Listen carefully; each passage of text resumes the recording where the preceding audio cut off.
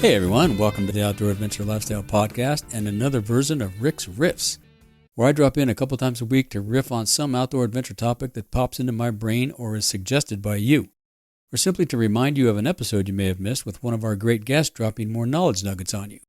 I'm back with Emanuel Rose this week in our series on ideas and tips for enjoying the outdoors anyone can do. Well, how about let's move on to number 2, maximizing your outdoor experience. What about setting up the perfect campsite? What do you look for comfort and function? Yeah, for me, it's about having enough flat space. So Yeah. those roll-up tables are bomber because they don't take Yep. up a lot of room, but you end up having places to get up out of the dirt. So that's one of the priorities for me.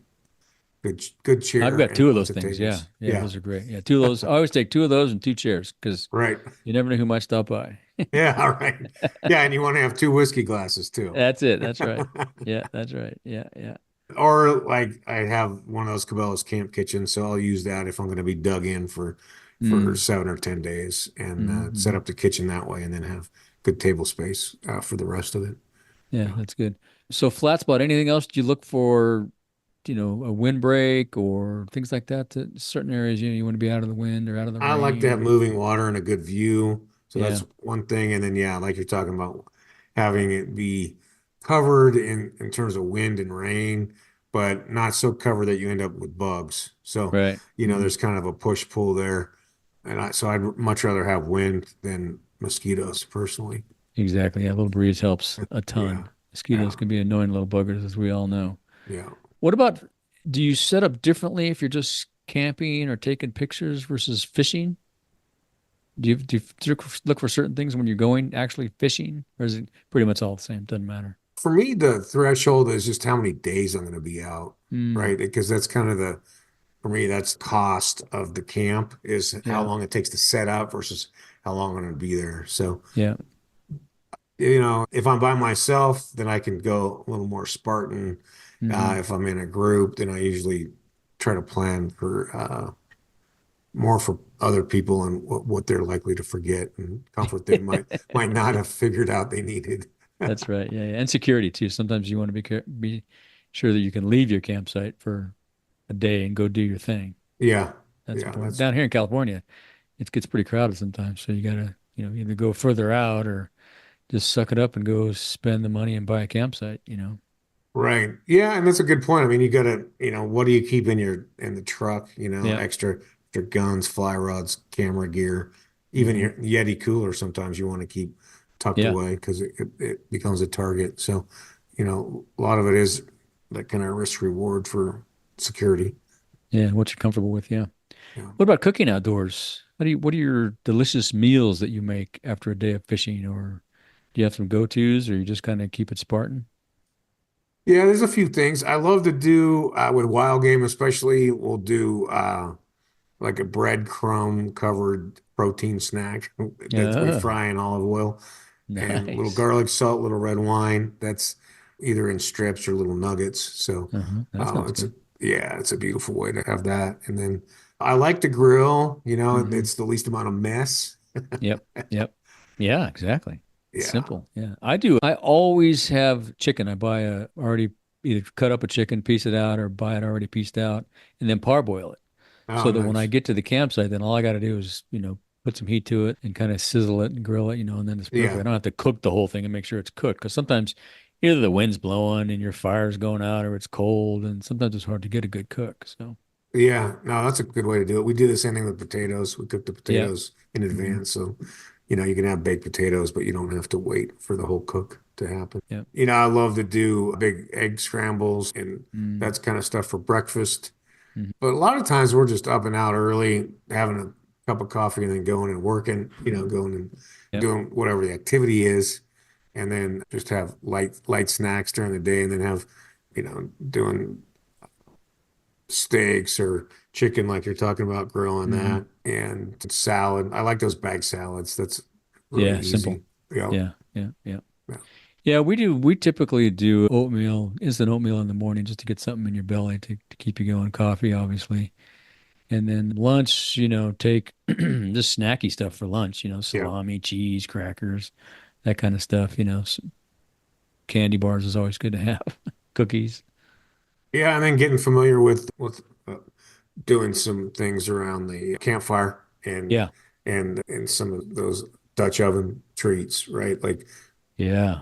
done pizza. We do sometimes we'll do the little game hens, Hmm. do some kind of Irish corned beef thing, Yeah. So those are nice because you can get that all going and cooking and go do Yep. an evening routine, Yep. fishing or hunting, and then come back Hmm. and your dinner's pretty much done. So the DO is pretty awesome that way. Yeah, and if you're pretty handy on it, you can stack them. We used to do the triple stacks, and Yeah. you get your meat on one thing, and you got some other vegetables or potatoes or something in another one. That's really fun to do. So always used to on the guiding trips, the river trips, people would it would always amaze people, Yeah. how we could do that. And we always took a piece of something weird, like we took a piece of cauliflower or broccoli or something and stuck it in the eggs in the morning or stuck something in the brownies in the evening just to see who would Who would admit to forget finding it.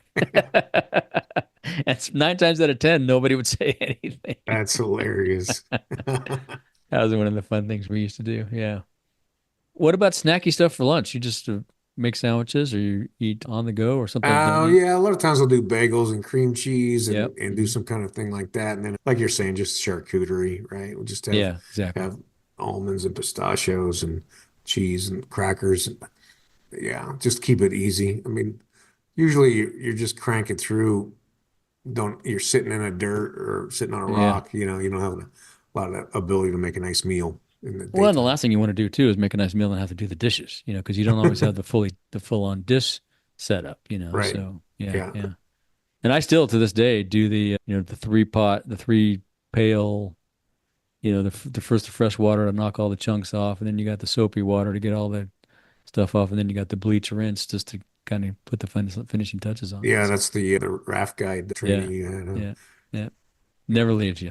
had. Some things, yeah, exactly. It was good training. Yeah. Um, And then what about road trip safety tips, including security, wildlife precautions, emergency preparedness, first aid kit?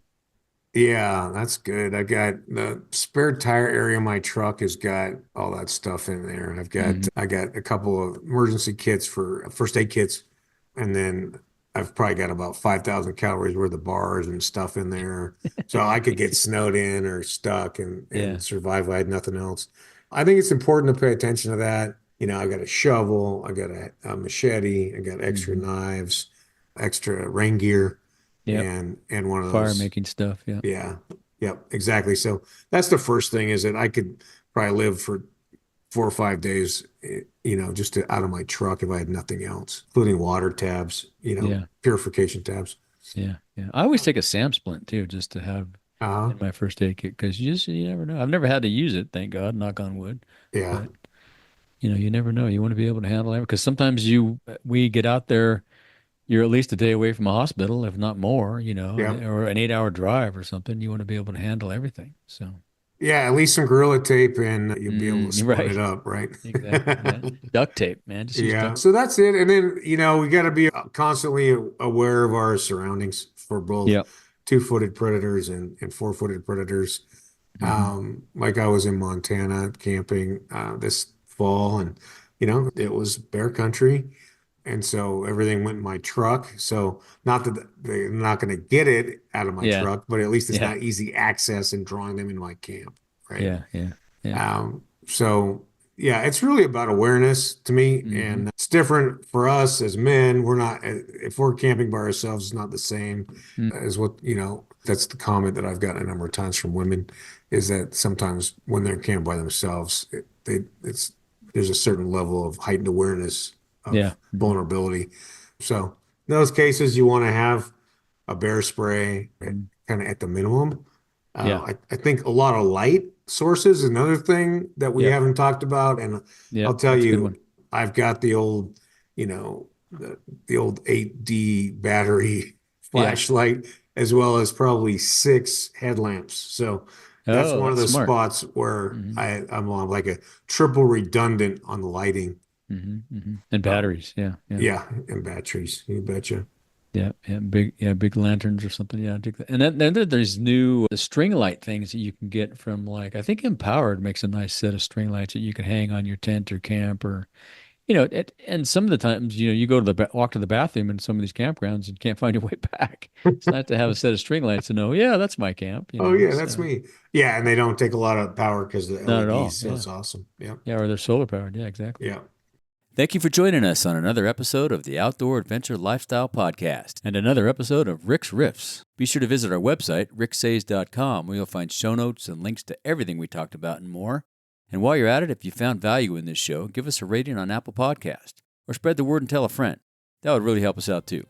Be sure to tune in every week, and thanks again for listening to the Outdoor Adventure Lifestyle Podcast.